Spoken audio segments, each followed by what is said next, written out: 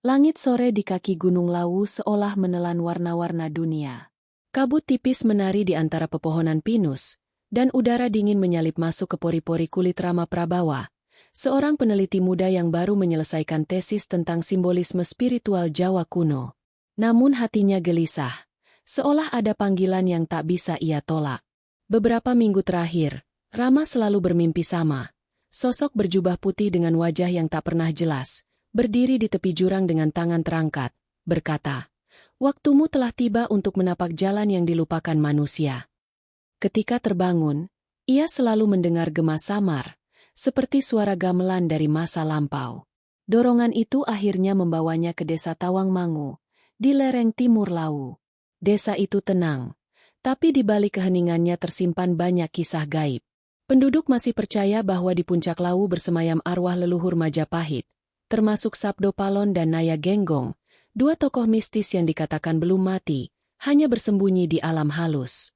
Rama menelusuri jalan setapak menuju Sendang Derajat, sumber air keramat yang konon hanya muncul pada malam purnama. Saat ia menunduk menciduk airnya, seekor burung gagak hitam terbang rendah, berputar di atas kepalanya 3 kali, lalu menghilang di balik kabut. Dalam hati, Rama tahu, itu bukan kebetulan. Malam itu, di pondokan kecil milik seorang sesepuh desa bernama Ki Waskita, Rama beristirahat sambil membuka buku catatannya. "Nger," kata Ki Waskita perlahan, "Gunung Lawu bukan sekadar tanah dan batu. Ia adalah gerbang. Yang datang ke sini dengan hati murni akan mendapat petunjuk. Tapi yang datang dengan keserakahan, hanya akan pulang membawa kebingungan." Rama terdiam. Ia merasa kalimat itu seperti teguran lembut, tapi juga ramalan. Tengah malam, suara gamelan itu kembali terdengar. Rama bangun dan berjalan keluar pondok. Dari kejauhan, ia melihat cahaya samar menari di antara pepohonan. Seolah ada upacara diadakan di dunia lain.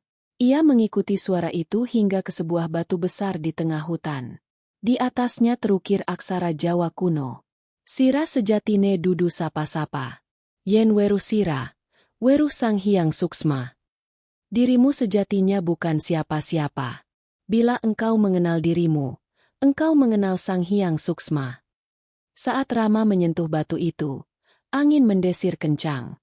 Suara dalam kepalanya berbicara dengan lembut tapi tegas. "Rama Prabawa, engkau dipilih untuk mengingatkan dunia. Sabdo Palon bukan mitos. Ia menunggu mereka yang mau memahami makna ketuhanan sejati." Tubuhnya bergetar. Dalam sekejap, ia melihat kilasan masa lalu, Majapahit yang agung, para Brahmana menari di bawah cahaya obor, dan seorang pria tua dengan mata seperti bara menatapnya dari balik kabut. "Engkau datang akhirnya," bisik sosok itu. "Aku Sabdo Palon, penjaga sabda kebenaran. Jalanmu baru dimulai." Rama tersentak dan jatuh pingsan di antara bebatuan dingin. Saat terbangun pagi harinya, ia sudah kembali di pondok Ki Waskita. Tak ada bekas cahaya, tak ada jejak, hanya satu hal yang tertinggal di genggamannya. Sepotong kain tua bertulis aksara Jawa kuno, huruf pertama dari naskah yang akan mengubah hidupnya selamanya. Hujan baru saja reda ketika Rama Prabawa kembali ke Sendang Derajat. Langit kelabu masih menggantung, sementara dedaunan berkilau oleh sisa air hujan. Ia memegang kain tua bertulis aksara Jawa yang ditemukan semalam. Tulisan itu aneh, samar, tapi setiap kali ia menatapnya, ada denyut hangat di dadanya, seolah kain itu bernafas bersama jiwanya. Ki Waskita menyambutnya di depan pondok dengan pandangan tenang. "Nger, kau tidak tidur nyenyak semalam, bukan?" katanya sambil menyeduh wedang jahe. Rama hanya mengangguk pelan. Ia bercerita tentang batu bertulis mantra dan sosok yang menyebut dirinya Sabdo Palon. Mendengar itu, Ki Waskita menutup mata, seolah menahan arus kenangan yang jauh. "Sabdo Palon," gumamnya lirih. Nama itu sudah lama tak disebut dengan hikmat. Banyak orang Jawa hanya tahu dia sebagai legenda, padahal ia adalah bayangan kesadaran yang menjaga keseimbangan antara ketuhanan dan kebudayaan. "Mungkin, Nger, kau sedang dipilih untuk membuka tabir lama itu." Mendengar kata "dipilih" membuat Rama gugup. Ia bukan orang sakti.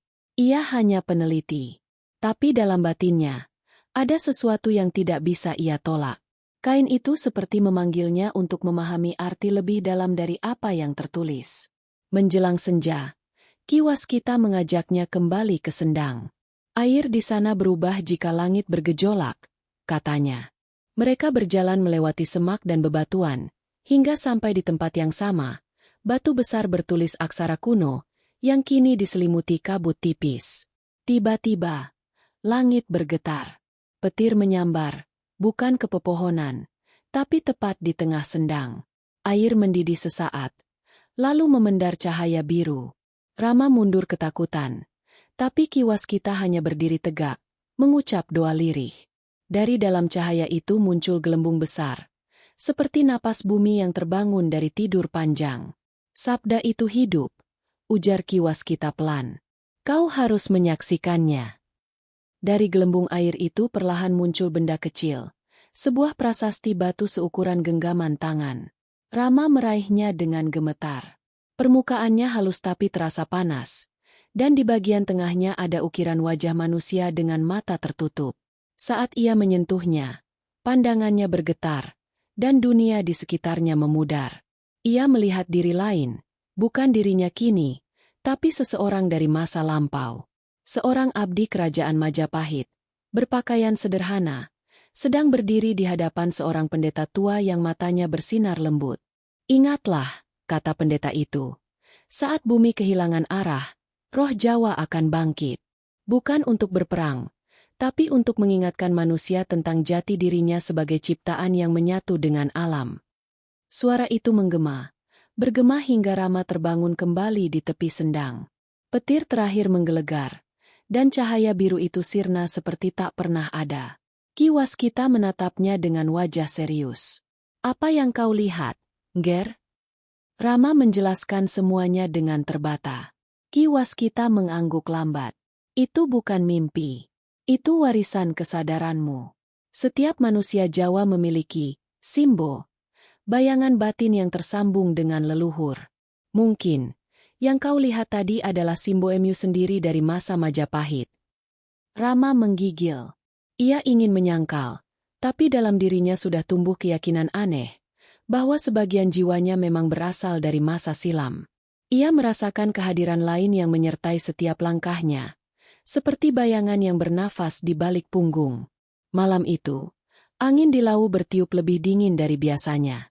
Rama tak bisa tidur. Suara gamelan samar kembali terdengar.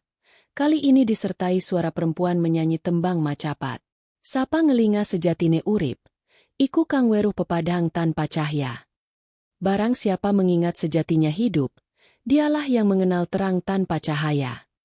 Dari jendela, ia melihat kilatan cahaya kecil menari di atas Sendang. Dalam cahaya itu tampak sosok berjubah putih yang sama seperti dalam mimpinya, memandangnya lama tanpa berkata-kata. Lalu perlahan, sosok itu menunjuk ke arah prasasti yang kini tergeletak di meja. Rama mendekat, membuka prasasti itu di bawah sinar lampu minyak. Kini ukiran di tengahnya tampak berubah. Mata pada wajah batu itu perlahan terbuka, memperlihatkan tatapan tajam yang hidup. Di sisi bawah muncul tulisan baru, seolah diukir oleh tangan gaib. Simbo wis tangi. Wektu wis teka. Bayangan telah bangkit. Waktu telah tiba.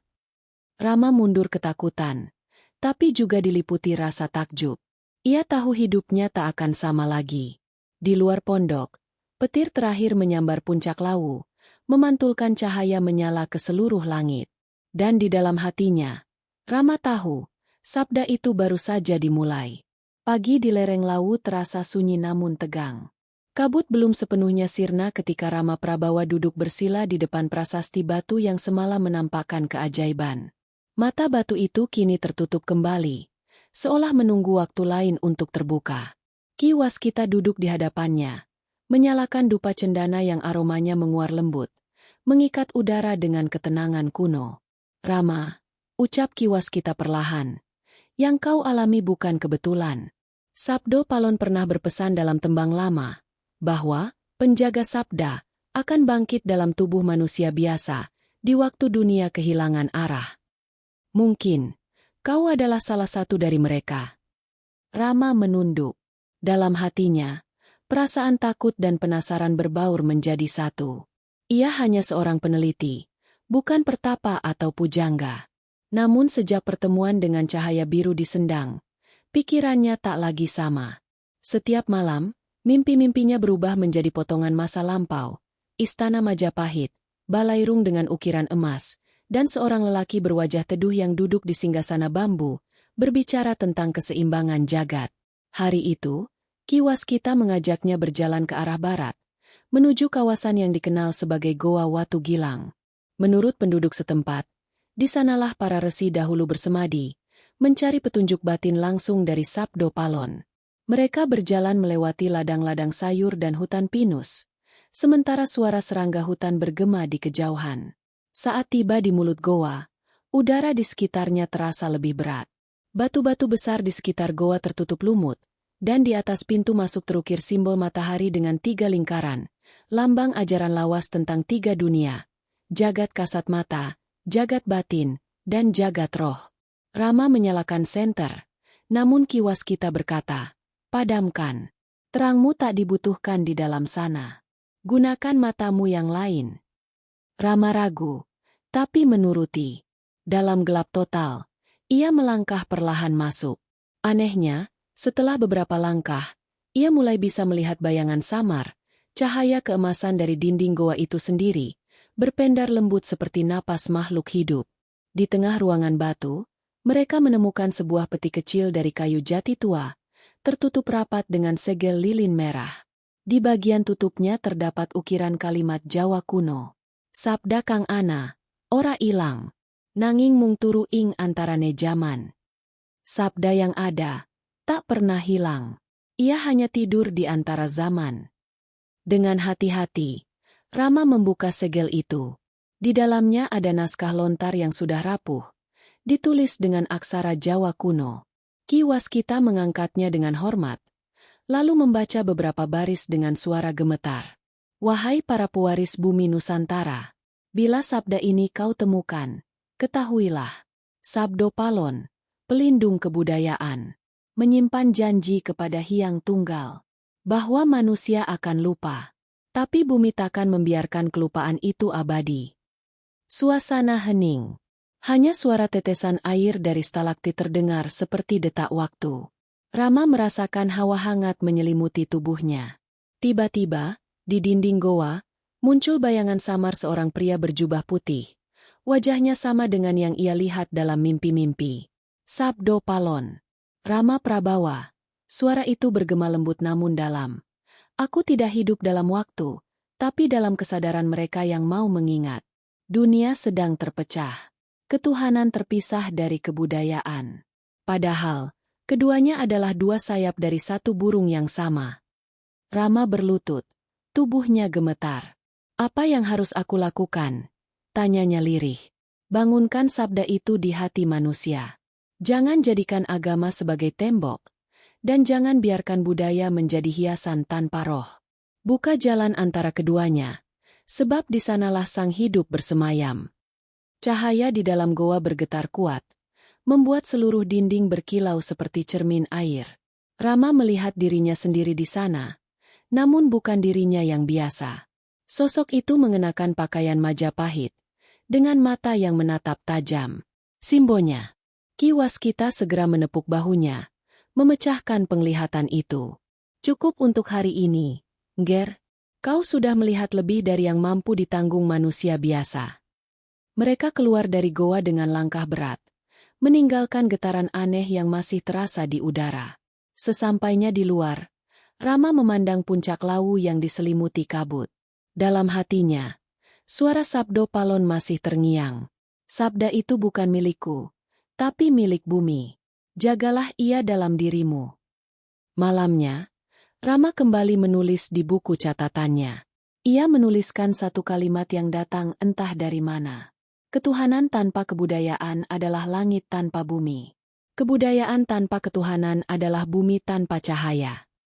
Saat tinta terakhir mengering, angin malam menyapu jendela pondok, membawa aroma dupa dan suara gamelan yang perlahan menipis di kejauhan, seolah lawu sendiri sedang membaca apa yang baru saja ia tulis. Beberapa hari berlalu sejak Rama Prabawa menemukan naskah lontar di Goa Watu Gilang. Sejak itu, pikirannya tak pernah tenang. Setiap kali ia memejamkan mata, suara sabdo palon bergema di dalam kepalanya seperti gema dari masa tanpa waktu. Bangunkan sabda itu di hati manusia. Kalimat itu seolah menempel di rongga dadanya, menjadi nyanyian sunyi yang tak bisa dihapus oleh tidur atau logika. Ki Waskita memperhatikan perubahan itu dengan tenang.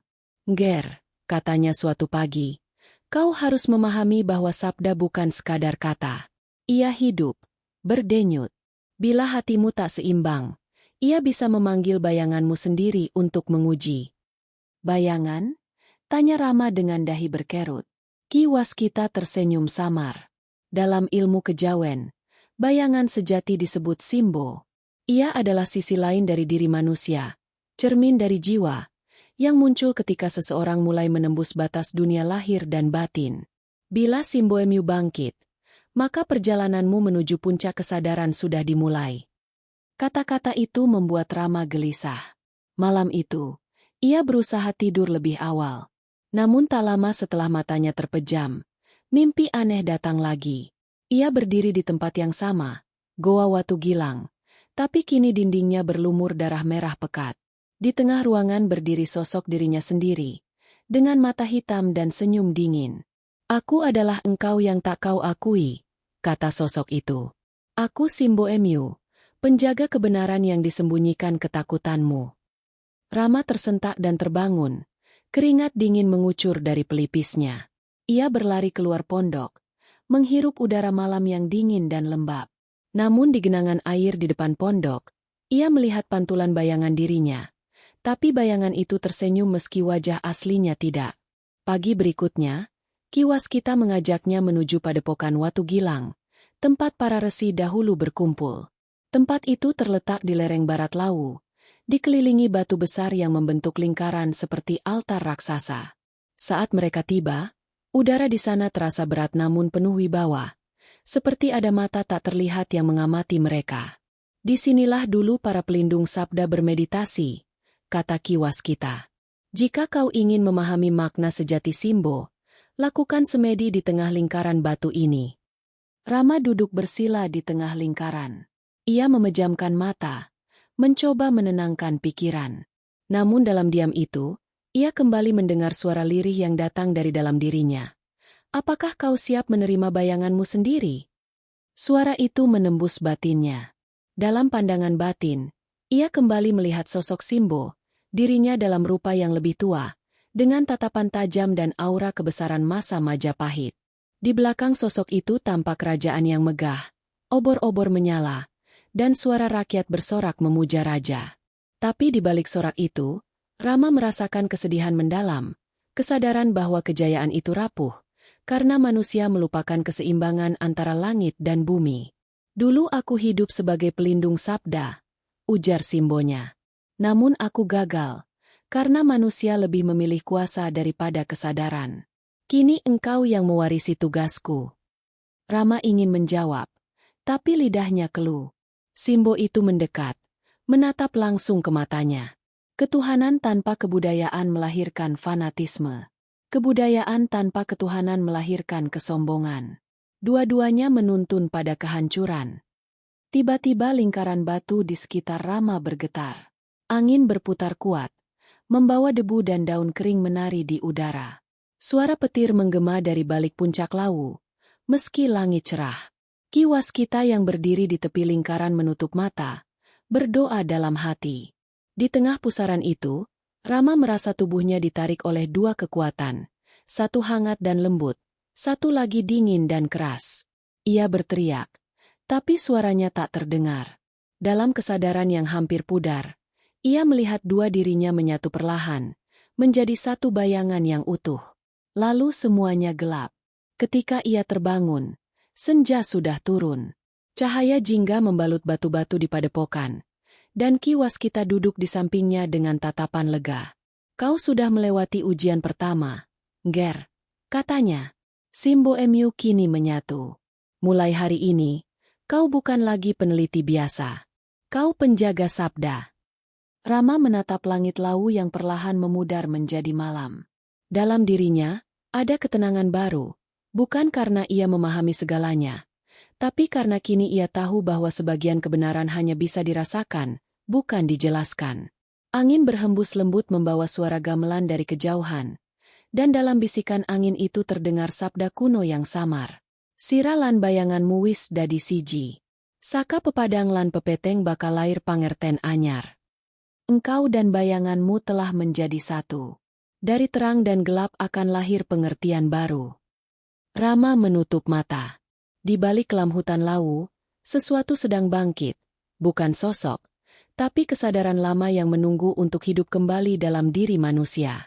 Sejak malam penyatuan dirinya dengan Simbo di padepokan Watu Gilang, Rama Prabawa tidak lagi sama.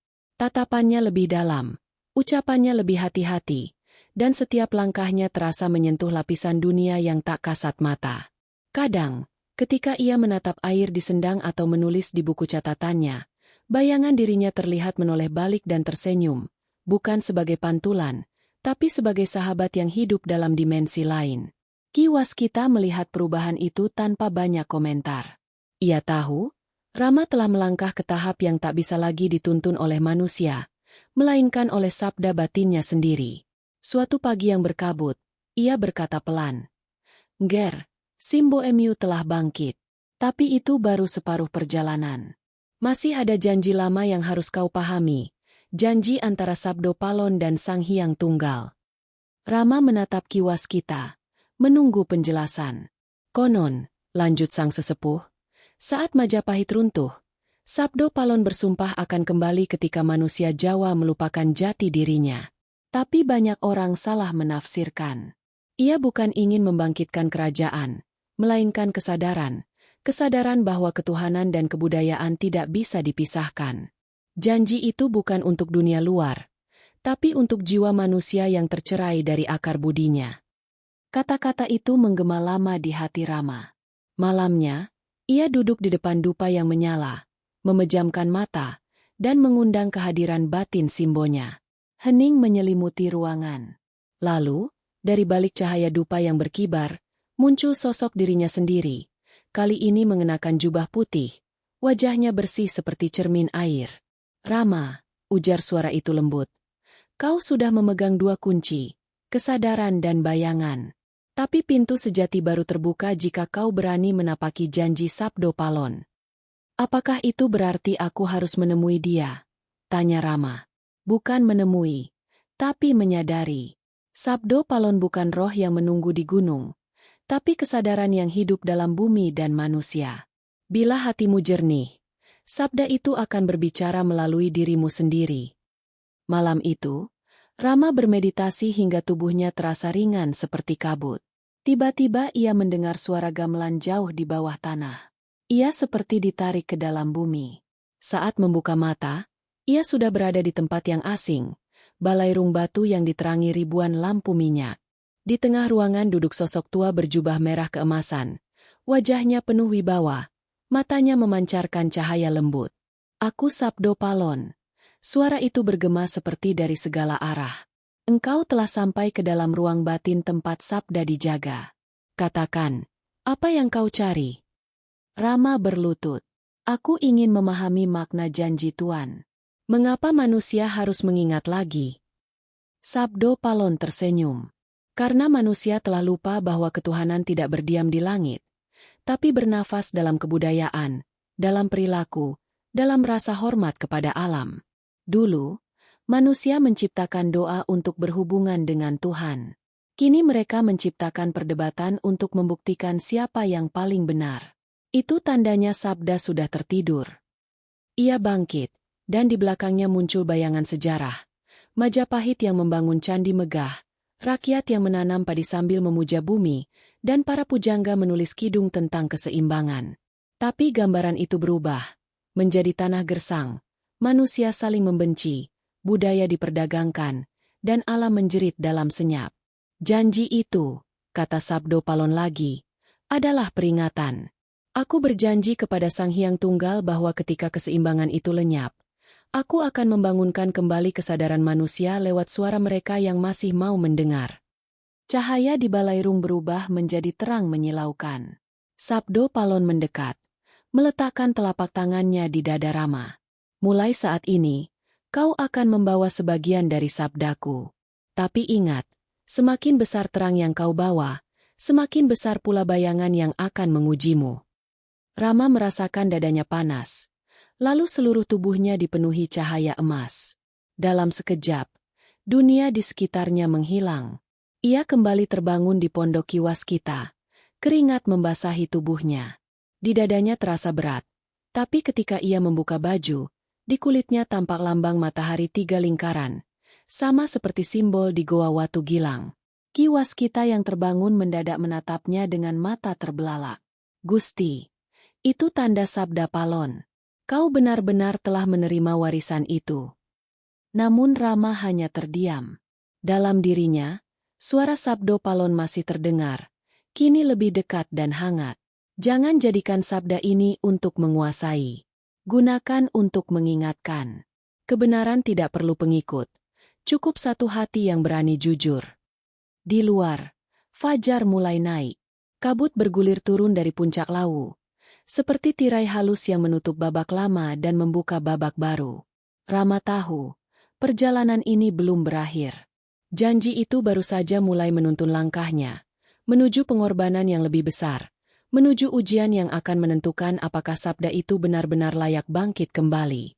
Hari-hari setelah peristiwa itu, Rama Prabawa berjalan seolah di antara dua dunia.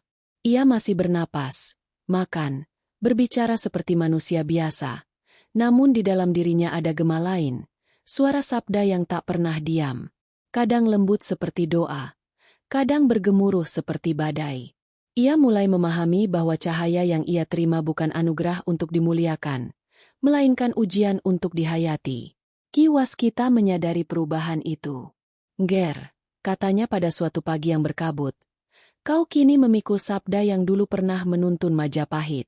Tapi setiap sabda besar selalu menuntut tumbal, bukan darah, tapi kesadaran. Tanpa pengorbanan, manusia tak akan mengerti makna kebangkitan. Rama menatapnya. Apa maksud Embah? Tumbal kesadaran. Kiwaskita menghela napas. Dulu, Majapahit runtuh bukan karena perang, tapi karena lupa. Lupa pada akar ketuhanan yang melandasi budayanya. Saat manusia menjadikan ilmu dan kekuasaan tanpa rasa, kebudayaan kehilangan jiwa. Itulah tumbal sejati dari peradaban. Kesadaran yang mati.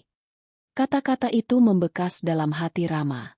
Sejak malam itu, ia sering mendapat penglihatan. Dalam tidur, ia melihat Majapahit dalam masa keemasan. Pelabuhan penuh kapal, pasar ramai, kidung suci menggema dari candi-candi. Tapi kemudian semuanya berubah. Istana terbakar, suara gamelan menjadi ratapan, dan di antara api itu berdiri dirinya sendiri, memakai pakaian ksatria, memandang kehancuran dengan mata yang basah. Apakah ini masa lalu Simboku? Tanyanya dalam hati. Suara lembut menjawab dari balik pikirannya. Bukan. Ini peringatan bagi masa depan. Setiap kebudayaan yang melupakan ketuhanan akan menempuh nasib yang sama. Hari berganti minggu. Rama dan Kiwaskita turun dari lereng Lawu menuju lembah, ke desa-desa di bawah. Mereka mendapati tanah retak, sungai mengering, dan ladang-ladang tak lagi subur. Warga desa mengeluh tentang musim yang tak menentu, tentang anak muda yang meninggalkan tanah kelahiran untuk mencari uang di kota. Lihatlah, Nger, kata Kiwaskita lirih. Ini bukan sekadar bencana alam. Ini gejala dari tumbalnya peradaban. Ketika manusia melupakan rasa syukur kepada bumi, bumi pun berhenti memberi. Rama mendengarkan dengan hati yang berat. Ia teringat sabda-sabdo Palon. Ketuhanan tak bersemayam di langit, tapi bernafas dalam kebudayaan. Ia mulai mengerti bahwa yang dimaksud bukan hanya ritus dan doa, melainkan cara hidup, bagaimana manusia memperlakukan tanah, sesama, dan dirinya sendiri. Suatu malam di desa Ngargoyoso, Rama duduk di pelataran pura tua, menatap nyala obor yang hampir padam. Angin bertiup pelan, membawa aroma tanah basah. Dalam keheningan itu, tiba-tiba muncul bayangan cahaya. Sosok Simbonya sendiri, berdiri di hadapannya. Rama, ujar suara itu. Sabda yang kau bawa tidak cukup disimpan dalam hati. Ia harus lahir dalam tindakan. Tapi untuk menyalakan kesadaran baru, ada harga yang harus dibayar. Setiap kelahiran butuh pengorbanan. Rama menatapnya dengan tatapan penuh tanya. Apakah itu maksudmu dengan tumbal? Ya, namun bukan darah, melainkan bagian dari dirimu sendiri. Ego, kesombongan, rasa ingin dimuliakan, semuanya harus mati agar sabda hidup. Hanya dengan begitu kebudayaan dapat disucikan kembali. Ucapan itu menembus jantung Rama. Ia menyadari bahwa tugasnya bukan sekadar menjaga naskah kuno atau mengajarkan simbol-simbol suci, melainkan menghidupkan nilai yang terkandung di dalamnya. Keselarasan antara rasa dan cipta, antara manusia dan semesta. Beberapa hari kemudian, Rama dan Ki Waskita mendaki kembali menuju padepokan Watu Gilang. Di sana, mereka melakukan ritual sederhana. Ki Waskita menaburkan bunga di atas batu altar dan berkata, "Setiap zaman butuh penebusnya, Ngger. Bukan untuk dosa, tapi untuk keseimbangan." Rama menutup mata, meresapi setiap kata. Dalam dirinya, ia merasakan simbonya berbicara dengan nada tenang. Tumbal peradaban bukan tentang kehilangan, tapi tentang kesadaran manusia yang rela menanggalkan keakuannya agar cahaya bersama bisa menyala. Dalam keadaan trance, Rama melihat arwah leluhur berdiri di sekelilingnya. Para resi, pujangga, dan prajurit Majapahit. Mereka mengangguk dengan wajah penuh damai. Suara sabdo palon menggema di langit batin. Waktu kebangkitan bukan diukur oleh jam dan tahun, tapi oleh seberapa banyak manusia mau belajar dari kehancuran. Cahaya keemasan turun perlahan, menyelimuti seluruh padepokan. Ki Waskita berlutut, menundukkan kepala. Rama merasakan dadanya bergetar, lalu meledak dalam cahaya. Saat semuanya mereda, di udara tersisa aroma bunga Kamboja dan bisikan lembut. Peradaban yang baru akan lahir dari hati yang rela menjadi tumbalnya. Ketika Rama membuka mata, fajar menyingsing di balik puncak Lawu. Ki Waskita tersenyum lembut. "Ngger, sabdamu sudah menyala." Rama memandang ke langit, dan untuk pertama kalinya ia tak lagi merasa terpisah antara dirinya dan semesta. Dalam dirinya, sabda itu hidup, menyala bukan sebagai kekuatan, tapi sebagai kesadaran. Ia tahu, perjalanan belum berakhir. Setelah ini, ia harus membawa cahaya itu turun ke dunia manusia. Langit pagi di puncak Lawu berwarna keperakan. Kabut menggantung di antara pepohonan pinus, dan suara burung hutan berpadu dengan desir angin seperti mantra alam yang tak pernah berhenti diucapkan. Rama Prabawa duduk bersila di tepi tebing Hargo Dumilah, tempat para pendeta zaman Majapahit dahulu bertapa mencari pencerahan. Di hadapannya, awan berarak perlahan, seolah membuka gerbang antara dunia nyata dan jagat kasunyatan. Ki Waskita berdiri di belakangnya, membawa kendi tanah berisi air suci dari sumber Sendang Derajat. "Ngger," katanya lembut. "Di tempat inilah banyak leluhur menyalakan cahaya dari dalam dirinya. Mereka tak mencari Tuhan di luar, tapi dalam diri yang jernih. Kini giliranmu melanjutkan laku itu." Rama mengangguk, menatap samar ke horizon. "Aku sudah melihat tanda-tanda, Embah. Sabda itu kini hidup dalam tubuhku. Tapi aku belum mengerti bagaimana menuntunnya agar tak menjadi bara yang membakar." Ki Waskita menatapnya dengan mata teduh. "Cahaya tak pernah membakar, Ngger. Yang terbakar adalah kegelapan dalam diri kita. Untuk menyalakan cahaya sejati, kau harus berani menatap sisi paling gelap dari dirimu sendiri." Rama diam. Kata-kata itu terasa seperti ujian. Ia menutup mata, menarik napas dalam-dalam, dan memasuki keheningan batin. Dalam kegelapan itu, muncul bayangan dirinya, bukan dalam wujud manusia, tapi cahaya yang retak, diselimuti kabut hitam. Dari balik kabut, terdengar suara-suara masa lalu, jerit rakyat Majapahit yang kalah perang, tangisan para resi yang kehilangan kitab suci, tawa dingin penguasa yang mengkhianati sabda leluhur. "Apakah ini bayangan dari masa lalu Simboku?" gumam Rama. Suara lembut menjawab dari dalam dirinya. Suara sabdo palon sendiri. Bukan masa lalu, tapi luka yang diwariskan. Luka itu hidup di setiap manusia yang mencari kebenaran tanpa kebijaksanaan. Kau harus menyembuhkannya, bukan melawannya. Rama merasakan tubuhnya bergetar. Ia menatap kegelapan itu dan melihat wajah dirinya sendiri. Muda, sombong, haus akan pengakuan, marah pada dunia yang tak memahami. Ia ingin berpaling, tapi suara Sabdo Palon menuntun. Jangan lari dari bayanganmu. Rangkul ia, karena disitulah letak pintu menuju cahaya sejati. Dengan keberanian yang lahir dari dalam hati, Rama memeluk bayangan itu. Seketika, kegelapan mencair menjadi air jernih. Dari dalam dirinya, muncul sinar lembut yang menyala, bukan dari luar, tapi dari dasar jiwanya. Ia menyadari bahwa cahaya bukan sesuatu yang datang dari langit, melainkan bangkit dari hati yang damai. Tiba-tiba, langit lau bergetar. Kabut menyingkapkan matahari keemasan, dan tubuh Rama memancarkan sinar halus. Ki Waskita berlutut dengan air mata menetes. "Ger," bisiknya, "kau telah menemukan cahaya dari dalam dirimu. Kini kau bukan sekadar pembawa sabda, tapi sabda itu sendiri." Rama membuka mata. Dunia seolah berubah. Setiap daun berkilau, setiap batu bergetar dengan kehidupan. Ia merasakan bahwa segala sesuatu di alam ini adalah satu tubuh besar yang bernapas bersama. Ia mendengar bisikan semesta, suara angin yang menyerupai nyanyian, air yang bergumam seperti doa. Tuhan bukan di luar, bukan pula di atas, kata suara Sabdo Palon dalam hatinya. Ia bersemayam dalam kesadaran yang menyadari kesatuan segala wujud. Itulah hakikat ketuhanan yang tertinggi. Dalam keadaan itu, Rama melihat cahaya menjelma menjadi sosok Sabdo Palon, berjubah putih dengan mata setenang samudra. Ia tersenyum dan berkata, "Wahai Simbo yang telah lahir kembali, perjalananmu hampir selesai. Tapi ingatlah, cahaya tak boleh kau simpan sendiri. Ia harus menjadi lentera bagi yang lain. Turunlah kembali ke dunia manusia. Ajarkan keseimbangan antara ketuhanan dan kebudayaan, agar bumi tak kehilangan jiwanya." Rama menunduk penuh hormat. "Guru, bagaimana aku harus melakukannya?" Sabdo Palon mengulurkan tangan, menyentuh dada Rama. Dengan rasa, bukan dengan ajaran yang memaksa, tapi dengan laku yang memberi teladan. Biarlah manusia melihat Tuhan melalui cara kau mencintai sesama dan menjaga bumi.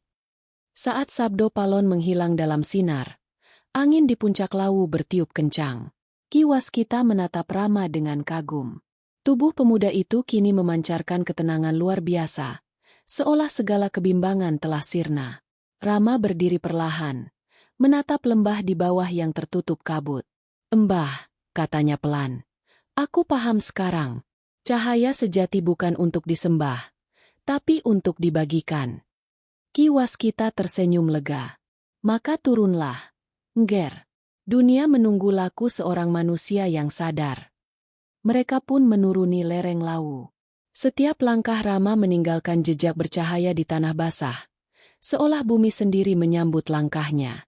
Di kejauhan, gong kecil di candi-candi tua berdentang pelan, seolah menandai kebangkitan baru yang akan lahir. Rama tak lagi merasa dirinya seorang murid. Ia kini bagian dari sabdo itu sendiri, suara semesta yang tak terpisahkan dari kehidupan. Dan dari dalam dadanya, cahaya itu terus menyala, menjadi obor yang akan ia bawa menuju masa depan kebudayaan yang tercerahkan. Rama Prabawa menuruni lereng Lawu bersama Ki Waskita. Mereka melewati jalan setapak yang dulu sunyi kini mulai ramai oleh suara kendaraan. Di kaki gunung, bangunan-bangunan beton berdiri menggantikan sawah dan hutan bambu.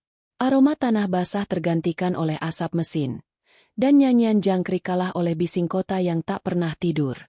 "Embah," kata Rama perlahan, menatap deretan papan reklame berlampu neon. "Beginikah wajah dunia manusia sekarang? Aku merasa jauh sekali dari napas bumi." Ki Waskita menghela napas panjang. "Inilah zaman baru, Ngger. Manusia berlari terlalu cepat hingga lupa arah. Mereka mencari Tuhan di layar dan menanam kebudayaan di logam. Tapi kau datang bukan untuk menentang, melainkan untuk mengingatkan." Rama mengangguk pelan. Ia mulai berjalan di antara kerumunan, menyaksikan manusia-manusia tergesa, wajah-wajah tanpa senyum, mata yang sibuk menatap gawai. Di salah satu sudut jalan, seorang pengemis tua duduk berselimut kardus, sementara di seberangnya gedung kaca menjulang dengan cahaya megah. Kontras yang tajam itu membuat dadanya sesak. Sabdo Palon pernah berkata, gumamnya, jika cahaya hanya bersinar untuk segelintir orang, maka dunia akan tetap gelap. Malam itu, Rama dan Ki Waskita bermalam di surau kecil di pinggir kota. Di sana, ia bertemu dengan seorang pemuda bernama Dimas, mahasiswa filsafat yang resah mencari makna di tengah gemerlap dunia modern. Dimas sering mengadakan diskusi kecil tentang spiritualitas Jawa dan ketuhanan lintas agama, namun sering dicemooh teman-temannya sebagai terlalu kuno. Mas Rama, kata Dimas setelah mendengar kisah perjalanan mereka, zaman ini menertawakan kebijaksanaan. Orang lebih percaya data daripada doa. Bagaimana mungkin kita bisa menghidupkan sabda di tengah dunia seperti ini? Rama tersenyum lembut. Sabda bukan sekadar ucapan, Dimas. Ia hidup dalam tindakan yang selaras dengan hati. Jika kau ingin menghidupkan sabda, mulailah dengan rasa hormat kepada kehidupan, kepada manusia, tanah, air, dan udara. Dimas termenung. Tapi siapa yang mau mendengarkan suara semacam itu sekarang? Rama menatapnya dalam-dalam. Yang lapar akan makna akan datang sendiri, sebagaimana burung mendatangi mata air. Keesokan harinya, Rama mulai berjalan ke berbagai sudut kota. Ia berbicara di pasar, di pinggir jalan, di taman, dan di kampus. Ia tidak mengutip kitab suci atau berbicara tentang surga dan neraka. Ia hanya berbicara tentang keseimbangan, bagaimana menanam pohon dengan niat suci adalah ibadah, bagaimana bekerja dengan kejujuran adalah doa, dan bagaimana menyayangi sesama adalah wujud tertinggi dari ketuhanan. Aneh tapi nyata, kata-katanya mulai menyebar. Beberapa orang yang mendengarnya merasa tersentuh dan mulai mengikuti langkahnya. Ia tidak membentuk sekte, tidak mendirikan lembaga. Ia hanya mengajarkan laku rasa, hidup dengan kesadaran penuh, seperti ajaran para leluhur. Namun tak semua senang dengan kehadirannya. Beberapa tokoh agama menuduhnya sesat, sementara kalangan rasionalis menganggapnya omong kosong spiritual. Di dunia maya, videonya disebar dengan judul Nabi Baru dari Jawa. Rama tidak marah. Ia hanya tersenyum. Mereka belum memahami, katanya kepada Ki Waskita, bahwa aku bukan membawa ajaran baru. Aku hanya mengingatkan tentang yang pernah hilang. Suatu malam, di tengah hujan deras, Rama berdiri di jembatan besar yang membelah kota. Air sungai di bawahnya mengalir deras, membawa sampah dan cahaya lampu yang berpendar. Ia menatap arus itu dan berkata pelan kepada Ki Waskita, "Lihat, Embah, ini wajah zaman yang kita hadapi. Arus deras yang membawa semua hal, yang baik, yang buruk, yang suci, yang kotor, menjadi satu." Ki Waskita mengangguk. "Dan kau harus menjadi batu di tengah arus itu, Ngger. Tidak untuk menghalangi, tapi untuk mengingatkan arus agar tahu arah." Dalam diam, Rama memejamkan mata. Hujan membasahi wajahnya, seolah alam sedang memandikannya kembali. Di dalam batinnya, terdengar suara Sabdo Palon. Setiap zaman akan melahirkan pelupa, tapi juga pengingat. Kau adalah pengingat itu, bukan untuk disembah, tapi untuk menyalakan rasa yang tertidur. Keesokan paginya, Rama mulai mengajarkan anak-anak di gang sempit tentang menanam, tentang menjaga kebersihan, tentang sopan santun kepada sesama. Ia memadukan ajaran leluhur dengan kehidupan modern. Ia mengajarkan meditasi di antara bising klakson, mengajarkan tenang di tengah arus berita. Perlahan, orang-orang mulai menyadari sesuatu. Mereka merasa tenang di dekatnya, seolah energi yang ia pancarkan membawa keseimbangan. Seorang wartawan bahkan menulis artikel berjudul, "Pemuda Misterius dari Lereng Lawu Mengajarkan Ketuhanan Tanpa Dogma." Rama tersenyum membaca berita itu. Ia tahu perjalanan belum selesai.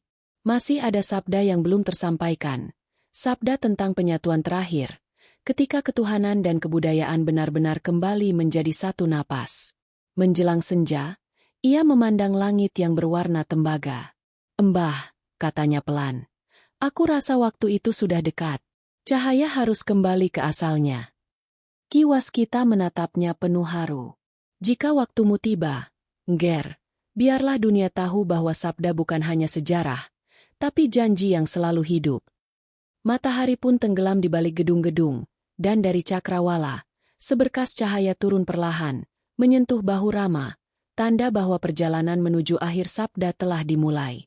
Senja terakhir di langit kota jatuh perlahan seperti tirai emas yang menutup pementasan panjang. Rama Prabawa berdiri di puncak gedung tua yang menghadap ke arah timur, tempat bayangan Gunung Lawu tampak samar di kejauhan. Angin lembut berembus membawa aroma hujan, dan di bawahnya, lautan lampu kota berkelip seperti bintang yang tersesat di bumi. Ia tahu, perjalanan panjangnya akan segera mencapai titik penyatuan, bukan akhir, tapi kembalinya sesuatu yang lama tertidur di dalam hati manusia. Ki Waskita berdiri tak jauh darinya. Tubuhnya sudah tampak renta, namun sorot matanya tetap jernih. "Nger," katanya perlahan, "sabda telah hidup di dunia manusia. Tapi untuk benar-benar menyatu, kau harus melepaskannya. Hanya bila sabda itu tidak lagi milikmu, barulah ia menjadi milik semesta." Rama menatap cakrawala. "Apakah itu artinya aku harus pergi, Embah?" Ki Waskita tersenyum samar. "Tidak ada yang pergi, hanya berubah bentuk." Sabdo Palondulu pun tak lenyap. Ia hanya berganti rupa dalam setiap kesadaran manusia yang mau mendengar. Malam itu, Rama duduk bersila di atap gedung, memejamkan mata, dan menarik napas panjang. Ia masuk ke dalam keheningan yang lebih dalam dari sebelumnya. Di sanalah ia kembali melihat cahaya itu, lembut, berdenyut, dan menyatu dengan dirinya. Tapi kali ini, cahaya itu berbentuk manusia. Sosok Sabdo Palon berdiri di hadapannya, berpakaian jubah putih berhiaskan simbol-simbol kuno Majapahit. "Wahai anak zaman," kata Sabdo Palon dengan suara yang menggema dari dalam dan luar sekaligus. "Kau telah menjalankan sabda dengan laku, bukan sekadar kata. Kini waktunya engkau mengembalikannya pada sumbernya." Rama menunduk. "Aku siap, Simbo." "Sebelum sabda ini menyatu dengan bumi, kau harus tahu satu hal. Manusia tidak membutuhkan penyelamat, melainkan pengingat. Kau telah menjadi itu. Namun agar sabda tetap hidup, ia harus melebur dengan kehidupan itu sendiri." Tiba-tiba, dunia di sekelilingnya berubah. Ia tak lagi di atas gedung, melainkan berdiri di hamparan luas yang bercahaya, seperti pertemuan antara bumi dan langit. Di sana, tampak arwah para leluhur berdiri berderet. Para raja Majapahit, resi, sunan, petani, dan rakyat jelata. Mereka semua tersenyum damai, menyambutnya. "Sabdo Palon bukan nama, tapi kesadaran," ujar suara mereka serempak. "Dan kini kesadaran itu hidup dalam dirimu." Rama merasa dadanya bergetar. Ia melihat cahaya dari dadanya naik perlahan, membentuk lingkaran yang kemudian menyebar ke seluruh penjuru arah. Cahaya itu menembus langit, lalu turun ke bumi, memasuki hati setiap manusia, dari anak kecil di kampung terpencil, hingga pekerja di gedung-gedung tinggi. Di seluruh penjuru kota, orang-orang tiba-tiba berhenti sejenak tanpa tahu mengapa. Beberapa merasa damai, yang lain menangis tanpa sebab. Seorang ibu yang terburu-buru tiba-tiba menolong pengemis di jalan. Seorang pemuda yang putus asa berhenti dari niat buruknya. Seorang anak kecil menatap langit dengan senyum polos. Tak ada mukjizat besar, tapi ada perubahan halus yang menyentuh nurani. Di puncak gedung, tubuh Rama mulai memancarkan cahaya keemasan. Ki Waskita berlutut. Suaranya bergetar. "Nger, inikah yang dimaksud penyatuan?" Rama tersenyum lembut. "Tidak ada lagi aku, Embah. Hanya sabda yang kembali ke asalnya." Cahaya itu semakin terang hingga menelan seluruh tubuhnya. Tapi di tengah sinar itu, suara Rama masih terdengar, bukan dari mulut, tapi dari udara, dari angin, dari setiap detak jantung kehidupan. Ketuhanan dan kebudayaan bukan dua jalan, tapi satu napas. Saat manusia mengingat asalnya, maka budaya menjadi doa, dan doa menjadi budaya. Angin berhembus kencang, lalu perlahan mereda. Cahaya itu menipis, meninggalkan keheningan yang lembut. Ki Waskita memejamkan mata, menunduk, dan air matanya mengalir. "Sabdamu telah kembali, Ngger," katanya lirih. "Kini bumi tak lagi kosong." Pagi menjelang. Matahari muncul dari balik awan, menyinari kota yang perlahan terbangun dari tidurnya. Di antara sinar mentari itu, burung-burung terbang rendah, dan di kejauhan, Gunung Lawu tampak bersinar seolah dilapisi kabut emas. Ki Waskita menatap langit. Ia tahu, Rama sudah tak lagi di dunia ini dalam wujud jasad, namun hadir di setiap kesadaran yang mulai terbangun. Dalam setiap langkah manusia yang menanam pohon dengan ikhlas, dalam setiap seniman yang berkarya dengan hati, dalam setiap guru yang mengajar dengan cinta, di sanalah Sabdo Palon hidup kembali, dalam bentuk yang lebih murni, kesadaran bahwa Tuhan dan manusia tidak terpisah, hanya terlupakan. Hari itu, Ki Waskita berjalan menuruni jalan kota dengan tongkat kayu tuanya. Di wajahnya ada senyum damai. Di tengah keramaian, ia mendengar suara samar, seperti bisikan di telinganya. "Mbah, sabda sudah menyatu. Kini saatnya manusia menulis sejarahnya sendiri." Ia menengadah, menatap langit biru. "Leluhur sudah pulang," bisiknya. "Kini giliran manusia menjaga api itu." Dan di bawah cahaya pagi yang lembut, di antara gedung dan suara mesin, Ki Waskita melangkah pergi, meninggalkan jejak cahaya samar yang akan terus membimbing generasi setelahnya. Sabdo Palon telah kembali, bukan sebagai sosok, bukan sebagai legenda, tapi sebagai kesadaran yang menyala dalam setiap hati yang masih mau mendengar panggilan bumi dan langit. Dan sejak hari itu, dunia berubah pelan, bukan karena keajaiban besar, melainkan karena manusia mulai kembali mengingat siapa dirinya. Ciptaan yang menyatukan ketuhanan dan kebudayaan dalam satu napas kehidupan.